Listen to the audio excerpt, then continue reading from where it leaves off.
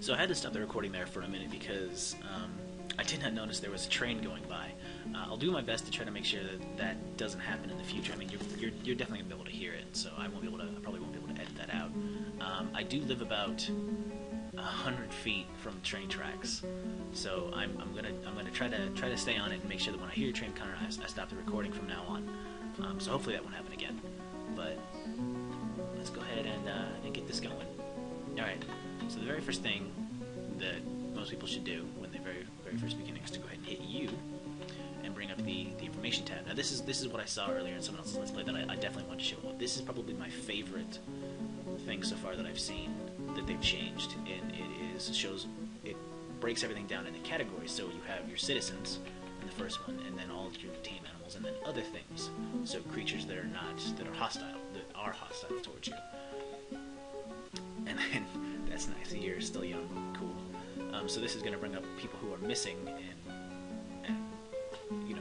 no one is seen for a while, or dead, confirmed dead, because that is something that they've changed. Is when one of your characters dies, you no longer get an automatic notification, which can be annoying, I would imagine, but is much more realistic, and I do enjoy that. Alright, so the first thing we want to do is go ahead and just kind of get a look at our new surroundings and see what we want to do. So this is all flat territory. And then here is the mountain home. Or what will be our mountain home. Let's just go ahead and zoom back to where our dwarf started. We started right here. So, just kind of see up how far this goes.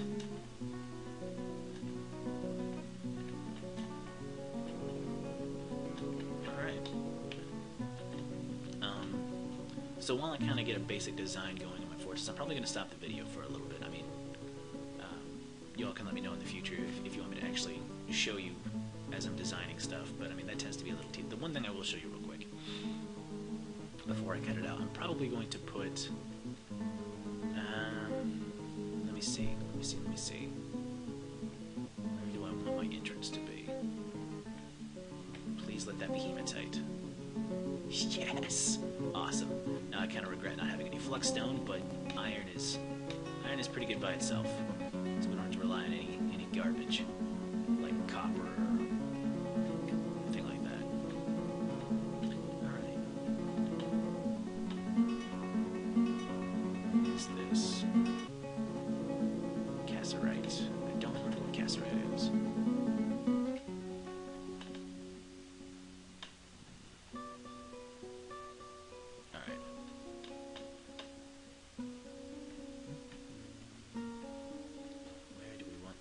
To go. Probably not over here.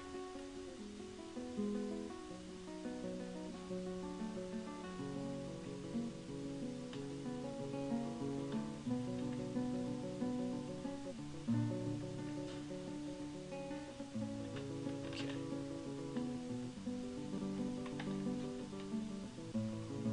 So we'll go ahead and have our starting entrance be right here, just because.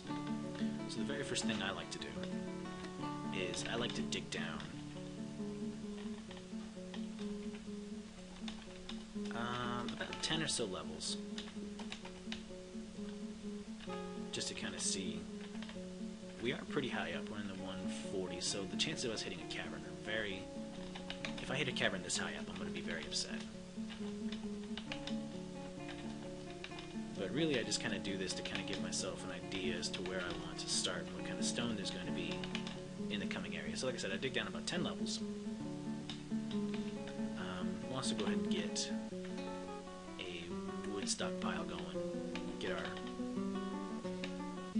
our axeman moving. So we're going to kind of cut down all the trees in this general vicinity. Not a whole lot. Actually, no, we don't even really want that much to start with. We're just going to cut down all the trees in this little area right here. So we'll get him going.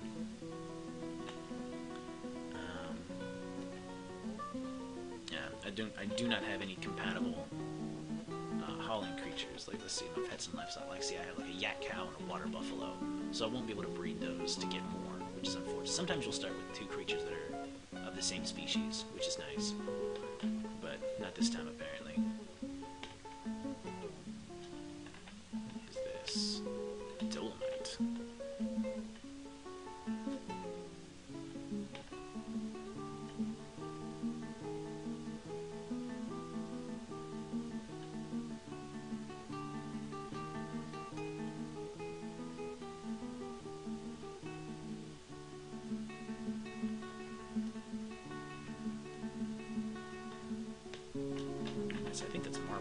Yes, very nice.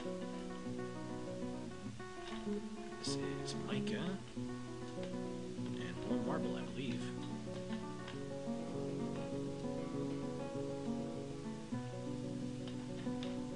This green chunk. Malachite. It could be a problem. I think malachite normally only shows up in caverns, but I could be wrong. I don't really. I'm gonna do my best not to check the wiki while I'm playing the game. Okay. Alright, so that delving down is done. I'm gonna go ahead and stop the video for now while I go ahead and design out the starter area for my dwarves to move into, because you really kind of want to get out of the open as soon as possible. I mean, this place doesn't. There's no. See, here we go. Some ravens and a great horned owl have shown up.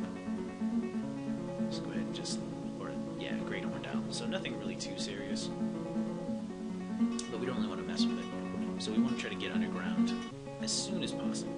So, like I said, I'm going to go ahead and stop the video right here for now, and I'll come back once I have a basic design up and running. Okay, so I decided not to do too much designing. I'm really just kind of go on the fly. Like, I have a basic idea as to how I want to do this. I mean, I figured, because there's been cases where like I've spent like so much time designing out the whole area, and all of a sudden hit caverns and have all of it go moot.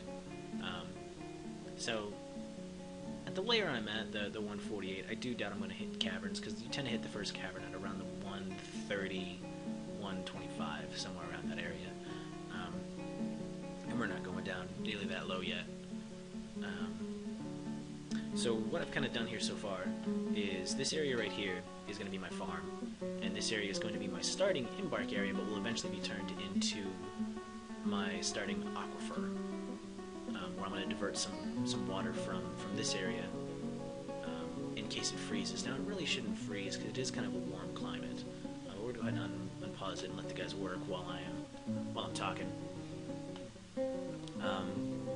Now this farm plot right here should be enough to kind of sustain my dwarves for quite some time. It's big enough to hold 6 farm plots, which I usually go 5 by 5, sometimes 6 by 6, but 5 by 5, like 6 plots of 5 by 5 each, is normally enough to really kind of do the job that you want. Something else that I did is I went ahead and built a carpenter's workshop. So just kind of get started on making some beds. You only need 7 to start with. Probably also make a mason's workshop to get started on some tables and chairs and things like that. I really only use wood for the basics of wood. If something can be made out of stone instead of wood, I usually tend to stick with that. So just kind of let these guys finish up building this, and then we can go ahead and start moving everything from. We can go ahead and get rid of the wagon as soon as it's made. Okay, Mason's workshop is done. So I like to start off with 5 tables and 5 chairs. Just that's how I roll. I tend to like to have things in, if not even numbers, in multiples of 5. I'm just odd like that, I guess. Although I suppose most people like to have things in even numbers. It's just kind of a quirk. Just kind of watch these guys finish doing what they're doing. I would really prefer if they did the farm plots first, but, you know. Okay, so those guys are done. So the next thing we want to do is go ahead and get our farm plots built. I like to get farm plots built as quickly as possible. So let's go ahead and put these down.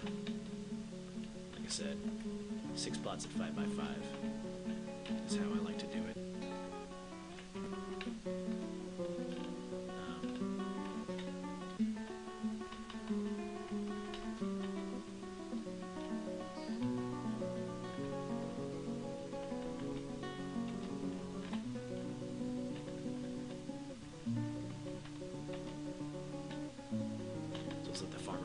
And then each one of these plots, the reason why I like to have 6 is because each one is dedicated to a specific plant.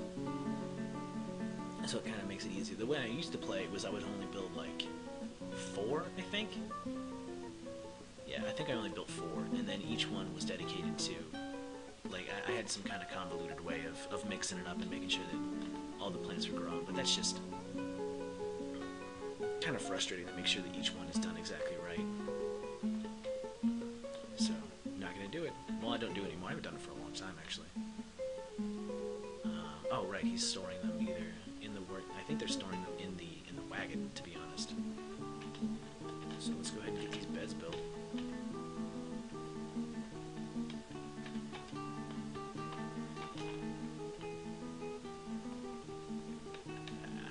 little off.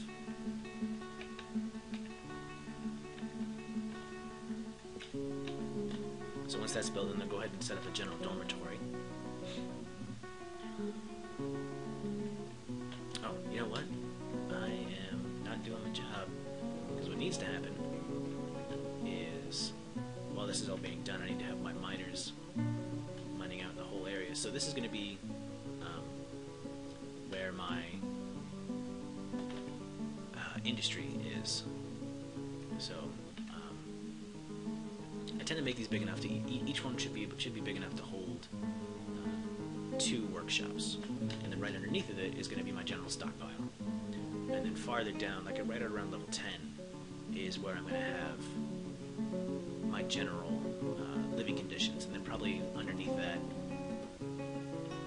well, maybe level 9. Is that 9? Yeah, that should be far enough away from the workshops to where it won't piss anybody off, but level 10 and level 9 I probably go. That's where I struck marble. We're going to do some exploratory caverns to kind of find out how far that marble goes. But these are generally going to be where my dwarves live. The reason why you kind of want your workshops far away from your living area is if they're anywhere within 4 squares, I believe, of where your dwarves sleep, and that includes z-axis as well as x and y, they'll get a bad thought from it. And really, you kind of want to do everything possible to prevent dwarves from getting negative thoughts, because, you know, nothing kills a fort faster than a tantrum spile. Well, maybe if you flood it, that'll kill a fort pretty fast. So let's go down and let that go. I'm going to go ahead and designate my guys to start carving out this area.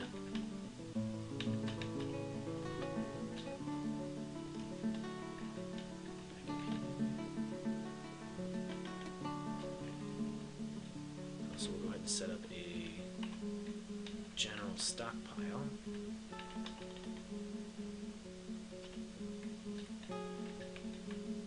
And just have it hold everything.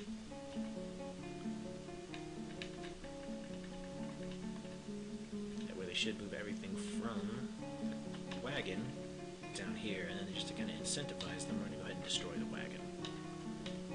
And make sure that the 2 animals don't starve before I get past their permanent living conditions set up. I'm going to go ahead and put them in a pasture.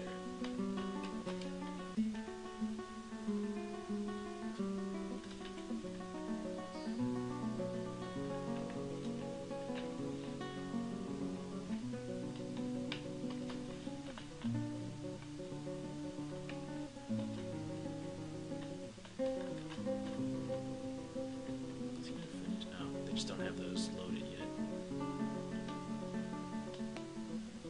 Or they're moving them down to the stockpile.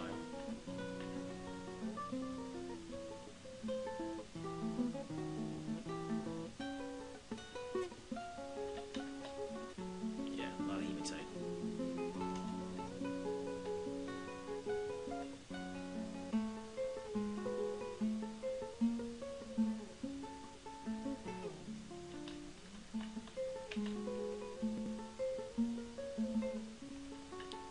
So we're going to set this up as a bedroom and a dormitory.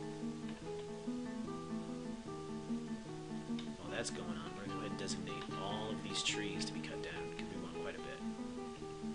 Well, no, not all of them, because we still don't have our permanent. So we do want some more trees cut down, just to kind of give our carpenter something to do, or our woodcutter something to do.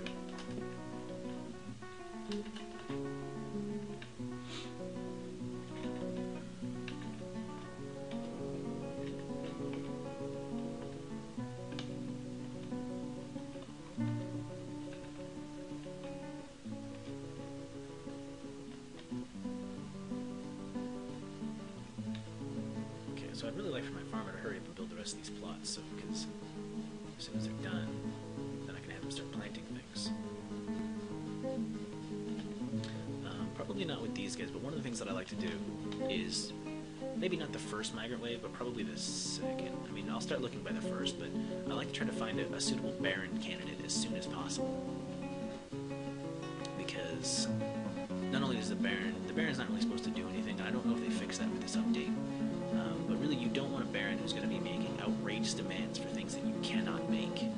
Because then he'll just get mad and then start killing dwarves, and then he's above the law, so your sheriff, or at that point more likely your captain of the guard, won't do anything to stop him, so he'll just go on a killing rampage. I have had that happen before. I had to lock him in his room so he starved to death, and it was very traumatic because then other dwarves got upset, and I did manage to stop that tantrum spiral before it really got out of hand.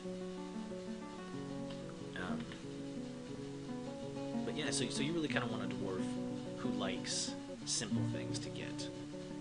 I mean, you can't always predict what they're gonna demand, but you can kind of stay on top of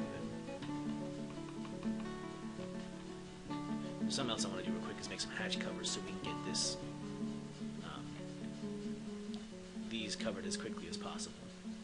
And hatch covers are basically just doors for your stairways. In addition to making an underground layer, I do like to build above ground defenses as well. It does take some time. There are ways to cheese it. Like if you have every dwarf set up to do masonry, even if they can't do a lick of masonry, any dwarf can put up a wall or a floor. I mean, apparently it's just ingrained dwarven DNA. They do it. It's like riding a bike, I guess. Some dolomite throws. Let's see how our guys are doing down here. Alright, so making some progress. After this, the next thing I want them to carve out is this. So, really the key to kind of doing this successfully, to having a successful fort, in my opinion, is to carve things out in sections. Like, you don't want to have your especially since you just have, however many miners. I mean, even if you have all 7 miners, I mean, it's way too big of an undertaking for them to try to carve out the entire fortress in one sitting. So, I mean, you're not going to get anything done. So they're done with that, so we want to pause this real quick and have them get to work carving out this area.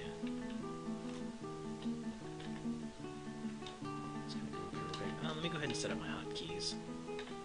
So this is going to be my farm.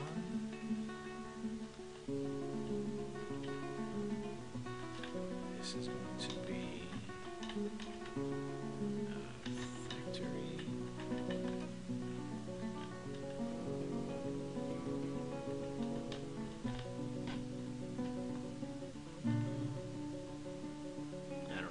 For this one.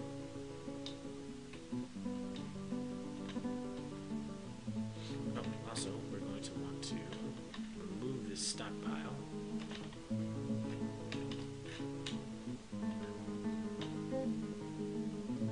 going to start bringing all the wood down here too.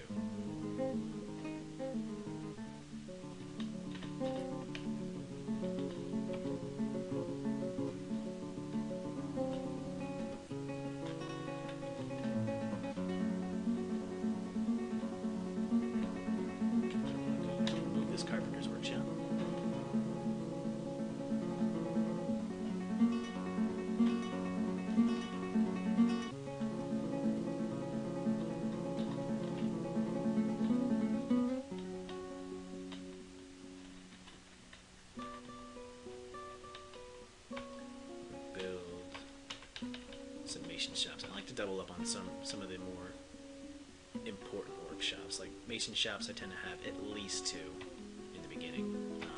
I tend to get way more than that later on in the game.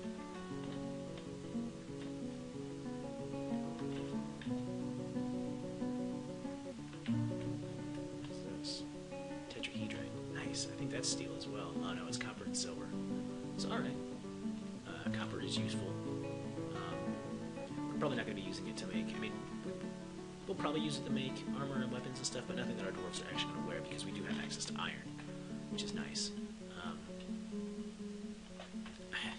I had one fort where I just had so much coal.